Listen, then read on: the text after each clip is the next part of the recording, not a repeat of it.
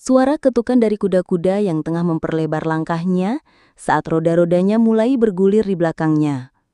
Meskipun telah mengaktifkan penglihatan rohnya dan membalikkan diri berharap untuk mengamati wanita yang halus dan manis itu, Klein tidak mendapatkan kesempatannya. Yang terpantul di matanya hanyalah sosok-sosok coklat yang bergerak melewatinya. Sementara itu, para penumpang dari pemberhentian telah menaiki gerbong. Pintu gerbong tertutup rapat saat kereta mulai melaju. Di dalam gerbong, 20-30 orang berdiri berdekatan satu sama lain.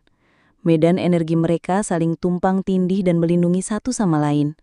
Oleh karena itu adalah hasil ledakan warna dalam penglihatan Klein, membuatnya sulit untuk membedakannya. Dia menggelengkan kepalanya dengan tenang dan mengangkat jarinya untuk mengetuk labelanya untuk menonaktifkan spirit vision-nya. Baginya, itu hanyalah bantuan yang bisa dia berikan jika dia kebetulan menemukannya. Namun jika dia melewatkannya, dan situasinya tidak terlalu jelas, tidak ada gunanya memasukkannya ke dalam hati dan menunda urusannya sendiri. Sambil bermandikan cahaya bulan yang merah, Klein berjalan pulang ke rumah di jalan Daffodil yang masih ramai. Dia kembali melihat Melissa duduk di samping meja makan. Dia sedang sibuk mengerjakan pekerjaan rumahnya di bawah lampu gas yang terang. Dia menggigit pulpen dan mengerutkan kening. Terlihat sedang berpikir keras. "Di mana Benson?" Klein bertanya dengan santai. Melissa mendongak ke atas. Dia terdiam beberapa saat sebelum berkata. Dia bilang dia berkeliling ke beberapa wilayah hari ini dan berkeringat. Dia sedang mandi untuk bersantai. Baiklah. Klein tertawa kecil. Tiba-tiba dia menyadari bahwa wanita itu mengenakan gaun yang belum pernah dia lihat sebelumnya. Gaun itu seluruhnya berwarna krem. Gaun itu memiliki hiasan yang modis. Kerah dan ujung-ujung atasannya memiliki rombai-rombai yang tipis. Selain itu, gaun itu memiliki desain yang cukup sederhana, jenis yang biasa dipakai sebagai pakaian kasual sehari-hari. Itu sepenuhnya menonjolkan sisi muda dari seorang anak berusia 16 atau 17 tahun. Baju baru. Klein bertanya dengan tersenyum. Itu adalah pembelian yang dia dan Benson minta. Melissa menjawab dengan tegas. Aku baru saja mengambil kembali kepada Nyonya Rosel. Aku berpikir, karena aku harus mencucinya nanti, sebaiknya aku mencobanya terlebih dahulu. Klein agak bingung mendengarnya. Nyonya Rosel? Bukankah dia mantan tetangga kita? Melissa mengangguk dan menjelaskan dengan serius. Nyonya Rosel sebenarnya adalah seorang penjahit, tapi dia kurang beruntung. Dia tidak punya pilihan selain menjahit dan memperbaiki pakaian untuk orang lain di rumah. Dia menjalani kehidupan yang cukup sulit. Aku tahu bahwa dia memiliki keterampilan yang cukup bagus, dan harga yang dia berikan lebih murah daripada di toko pakaian wanita. Selain itu, rok yang dibuatnya sangat sesuai dengan bentuk tubuhku, jadi aku memesan rok baru darinya. Harganya hanya 9 soli dan 5 pence, dan hanya membutuhkan beberapa hari. Gaun dengan gaya yang sama akan berharga 3/4 pound di Harrods Department Store. Sungguh seorang gadis yang hemat. Dek, aku tahu bahwa setidaknya setengah alasanmu adalah karena rasa kasihanmu pada Nyonya Rosel.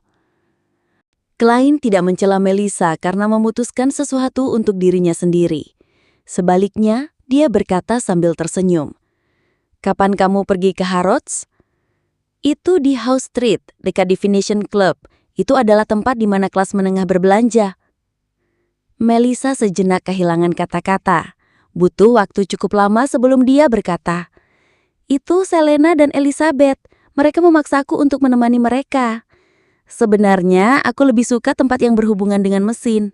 Aku suka tempat dengan uap dan mesin. Iya. Lumayan, bagus juga bagi seorang gadis untuk sesekali berbelanja di Toserba. Klein tertawa sambil menghibur adiknya. Setelah beberapa obrolan ringan, ia berjalan cepat ke lantai 2, berharap bisa menghilangkan bau yang menjijikkan dari bar. Saat ia hendak kembali ke kamar tidurnya untuk mengambil pakaian ganti, ia tiba-tiba mendengar suara yang berasal dari kamar mandi di dekat balkon. Beberapa detik kemudian, Benson melangkah keluar sambil mengeringkan rambutnya yang berangsur-angsur menurun. Bagaimana? Apakah kamu memuji gaun baru Melissa? Aku rasa aku lupa. Yang kulakukan hanyalah bertanya di mana itu dilakukan. Klein berpikir sejenak sambil berkata, Benson segera tertawa kecil dan menggelengkan kepalanya. Sungguh tidak pantas dilakukan oleh seorang kakak. Ketika Melissa menerima gaun itu, dia tidak tega untuk meletakkannya. Setelah bergegas memasak dan mencuci piring, dia langsung mengenakan gaun itu dan tidak mau melepaskannya sejak saat itu. Bukankah dia berencana untuk berganti pakaian setelah mandi? Dia bisa mencuci dan mengganti pakaian sambil melakukannya. Klein tanpa sadar menyanggah dengan penjelasan yang diberikan Melissa. Benson menghela napas. Cuaca sangat terik beberapa hari ini. Dia sibuk di dapur untuk waktu yang lama. Jadi aku yakin dia akan merasa lebih baik mengerjakan pekerjaan rumahnya setelah mandi. Itu benar. Klein tiba-tiba tercerahkan saat dia memberikan senyum penuh pengertian kepada kakaknya. Jadi seperti itulah kamu, Melissa. Tidak ada yang salah dengan seorang gadis yang memperhatikan penampilannya. Tidak perlu mencari-cari alasan. Sudut mulutnya melengkung ke atas saat dia menggelengkan kepalanya dengan lembut sebelum berjalan ke kamar tidurnya. Saat dia mandi, Klein samar-samar mendengar suara ketukan di lantai bawah. Dia langsung bertanya-tanya. Bukankah petugas yang bertugas mengumpulkan koin untuk meteran gas hanya datang 2 minggu sekali? Mungkinkah itu Nyonya Shout dari tetangga sebelah? Tidak mungkin. Dikatakan bahwa wanita ini sangat mematuhi etika masyarakat kelas menengah. Dia tidak akan berkunjung pada waktu yang tidak tepat. Dalam kebingungannya, Klein mengelap tubuhnya. Dengan mengenakan kemeja dan celana panjang yang sudah usang, ia menuruni tangga. Ia mengamati daerah itu tetapi tidak melihat orang asing. Dia bertanya, apakah ada orang di depan pintu tadi? Benson yang sedang membaca koran dengan santai berkata sambil tersenyum. Itu adalah Butch Mountbatten, salah satu polisi yang bertanggung jawab atas Iron Cross Street. Dia bertanya apakah kami bertemu dengan seorang anak laki-laki berusia 18 atau 19 tahun yang memiliki wajah gemuk. Dia bahkan memberi kami sebuah sketsa untuk diidentifikasi. Sayangnya, tak satu pun dari kami yang pernah melihatnya atau kami akan menerima hadiah. Bagaimana denganmu? Tidak. Klein sudah tahu apa yang sedang terjadi. Si instigator Tris telah berhasil melarikan diri dari bar Evil Dragon di pelabuhan. Dia melarikan diri ke suatu tempat yang dekat dengan jalan Iron Cross dan jalan Daffodil. Oleh karena itu, polisi melakukan kunjungan dari pintu ke pintu. Dan dengan melangkah sejauh ini, jelaslah bahwa operasi penangkapan si penghasut telah gagal total. Klein tidak mengambil pusing dengan situasi tersebut. Dia belum memulai pelatihan tempur. Dia hanya memiliki kemampuan dasar menembak, jadi mempertimbangkan untuk berurusan dengan si asasin sama saja dengan menjadikan hidupnya sebagai lelucon. Dia tidak bisa tidur nyenyak malam itu. Dia terus khawatir bahwa si instigator itu akan menyusup ke dalam rumah mereka untuk bersembunyi menyebabkan pembantaian lainnya. Untungnya jalan Daffodil sepi sepanjang malam, dengan sinar matahari pagi yang membuyarkan semua kabut. Klein yang santai berganti pakaian formal, mengenakan topi, memegang tongkatnya, dan pergi ke jalan Zutland. Dia menyapa Roseanne di ruang resepsi. "Selamat pagi, Klein," sapa Roseanne dengan gembira. Dia menahan suaranya dan berkata, "Ku dengar operasi besar semalam gagal." "Operasi untuk menangkap instigator Tris?" tanya Klein dengan penasaran. "Ya," Roseanne mengangguk dengan berat.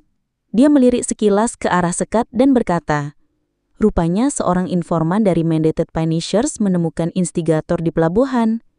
Mereka berencana menunggu tambahan Beyonders dan regu operasi khusus lainnya dari polisi tiba sebelum memulai operasi untuk melakukan perbuatan itu secara instan, tanpa mengkhawatirkan rakyat jelata. Sayangnya instigator itu sangat tajam.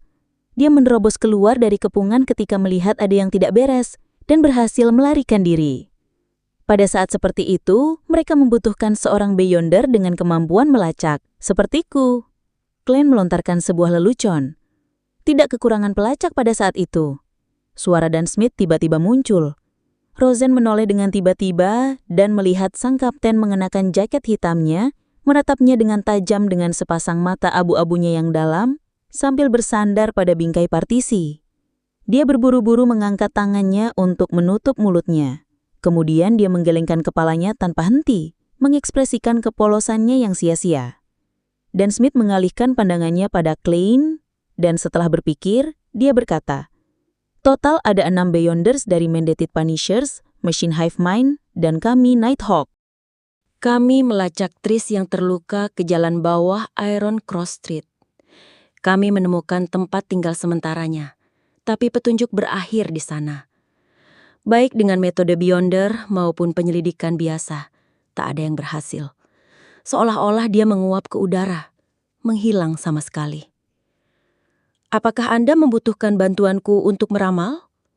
Klein bertanya dengan penuh selidik dan menggelengkan kepalanya dengan lembut.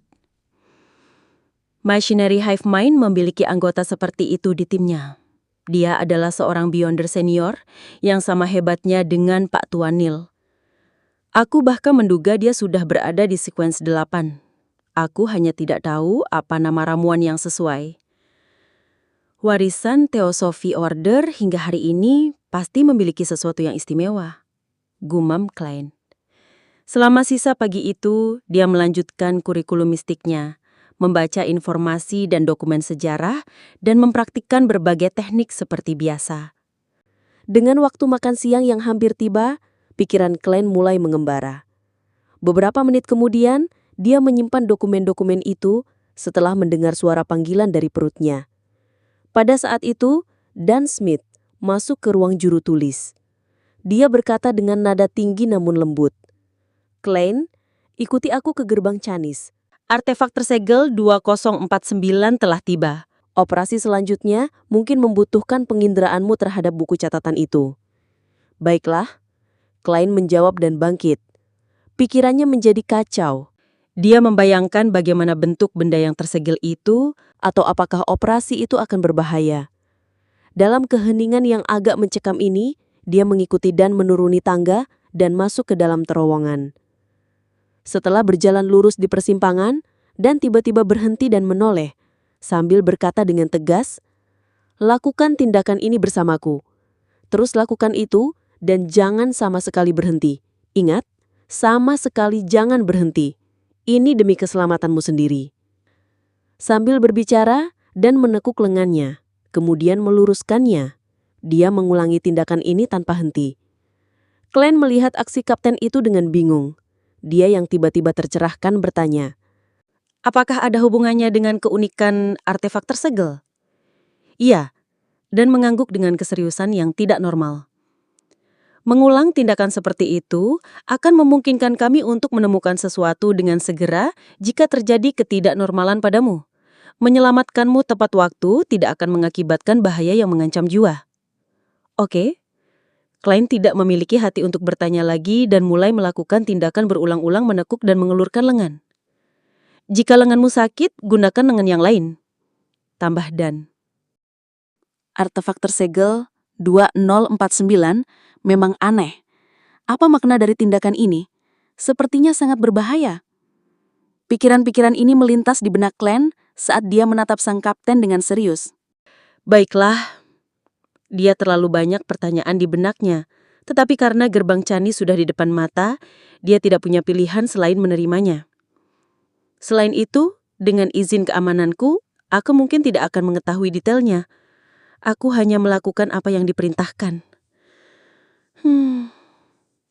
Klein menghembuskan nafas sambil mengikuti kapten Dan ke ruang penjaga di luar gerbang Canis.